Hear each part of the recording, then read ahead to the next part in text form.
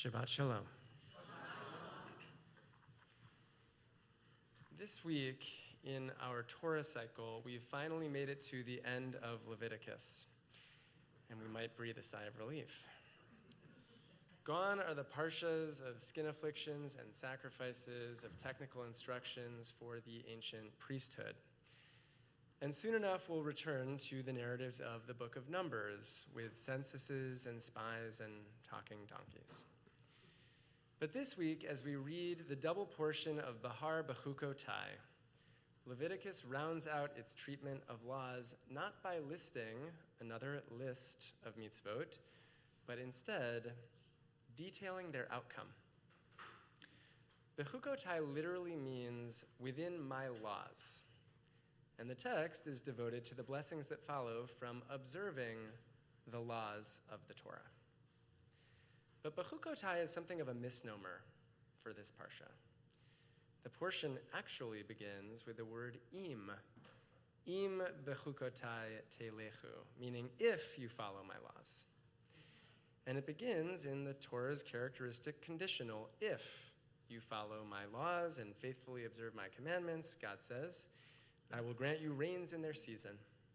The earth shall yield produce and the trees their fruit. I will grant peace in the land, and you shall lie down untroubled by anyone. And it continues with another long list of blessings and curses that the people will experience, should they, according to the Torah, follow all of God's commandments or not. We usually name parshas for the first important word in the text, and in this case, I would argue the im is actually as important as the word bechukotai, because the essence of the parsha hinges on the word if, presenting a conditional for the blessings and curses therein. And as for the blessings themselves, it turns out that these blessings are actually rather realistic. Though other religions insist that if you follow their core dogmas, you'll merit a spot in paradise or some other supernatural reward, the Torah says that if you follow the rules, then life will kind of turn out okay. Rain, sustenance, peace, it's pretty straightforward and human. Do good things in this world and the world will be good to you. End of story. And like perhaps many of you, I really want to believe in that. A world in which if we just do everything right, then things will turn out okay. Where if we act fairly, then we will bring about fairness among people. Or if we behave with kindness, we'll find kindness in return. A world in which our righteous indignation is rewarded with moral leadership and just outcomes. But we know that this world is very far off from all of that. Most of us go through our lives trying to be good. We do our best to conduct business fairly, to treat people with kindness, to speak out against injustice, and to follow the ethical and ritual traditions of Judaism. And yet the Shalom Ba'aretz described in this week's Parsha remains elusive. Not only is our world filled with suffering, especially right now, but each of us inevitably struggles with all manner of anxieties, burdens, and afflictions. But ein chadash tachat hashemesh. We are not the first Jews to recognize the Bible's dissonance with reality. Even our rabbis understood that the Torah's calculus about blessings and curses isn't really how the world operates. In a lengthy treatment of reward and punishment in Tractate Kedushin, the overarching Talmudic view is articulated by Rabbi Yaakov on page 39b. He says, there is not a single mitzvah articulated in the Torah whose real reward is not in the world to come. What he means is that good behavior is not always or almost never, in fact, rewarded with positive outcomes during our lifetimes. If good things happen to us, it means that we're lucky. But we shouldn't expect blessings to rain down upon us just because we follow the Torah's teachings. This is pretty disappointing. Here we are, trying so hard all the time to do the right thing, ideally in a manner consistent with Torah values. And for what? In our personal, professional, and political lives, we morose and agitate. We strive to do what's honorable and pursue justice, and still the world feels so off-kilter. Ecclesiastes puts it this way: the race is not won by the swift, nor the battle by the valiant, nor is bread won by the wise, nor wealth by the intelligent, nor favor by the learned. For the time of death comes for them all. That's it. Just when we hope a but is coming, the text ends with a hard truth and leaves little room for magic or redemption of any kind. And yet, despite all the ways in which our tradition anticipates the random nature of life, accepting that suffering will endure even if we hold fast to our values, we are nonetheless expected, commanded even, to follow the rules.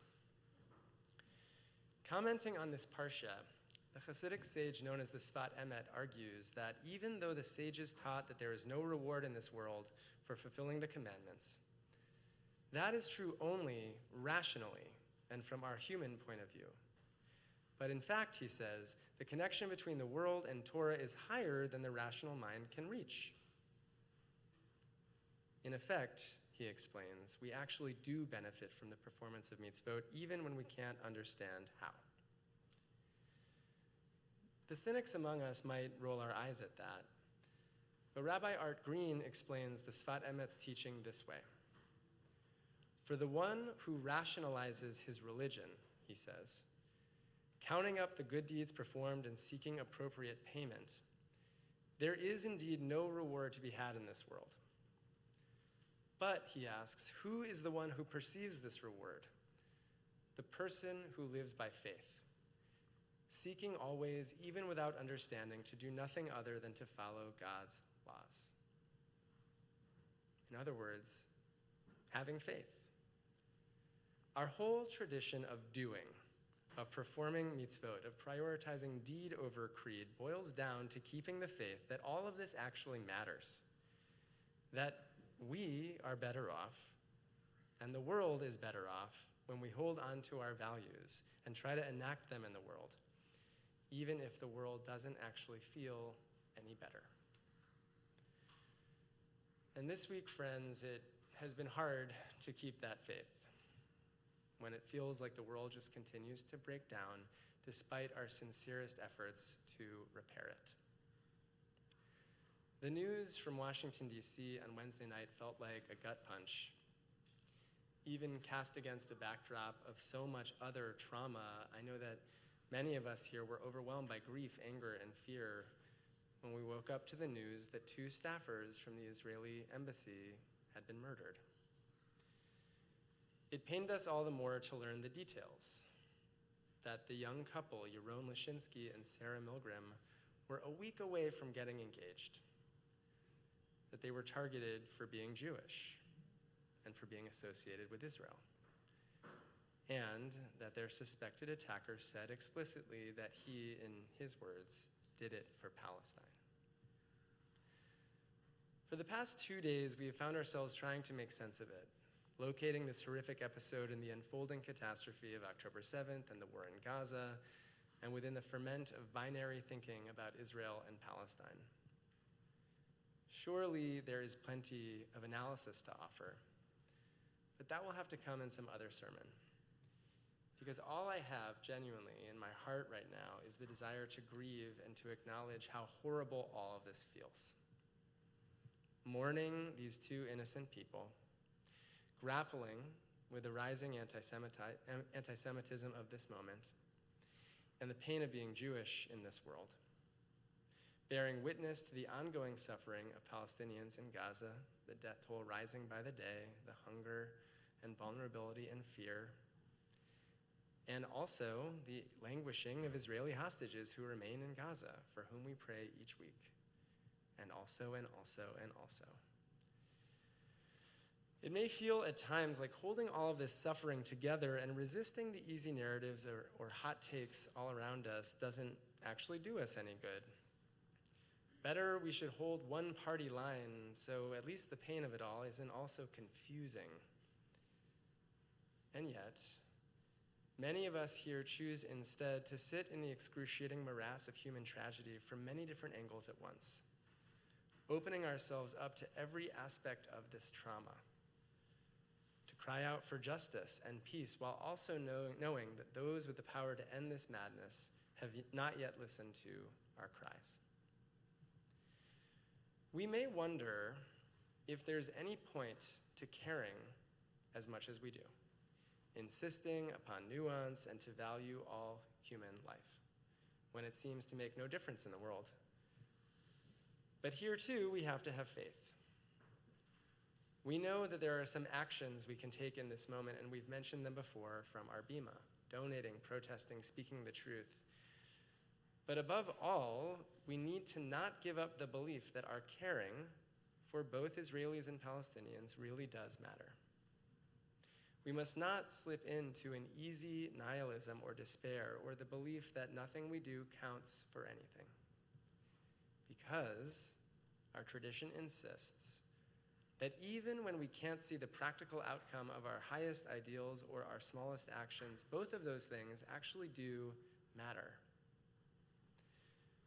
We may not live in a world of blessings raining down upon us just because we try to live in accordance with our values. The world is still broken, and our prayers for peace remain unanswered. But we pray anyway, and we agitate and care and pursue justice anyway, because the language of Bechukotai isn't just a contract of ifs and thens. It is, in fact, an invitation to believe. It is an insistence that we have some agency in this world, even when the outcomes are beyond us. We may not see the blessings for which we yearn, but our faith in a world of blessing and goodness is always transcendent. Shabbat Shalom.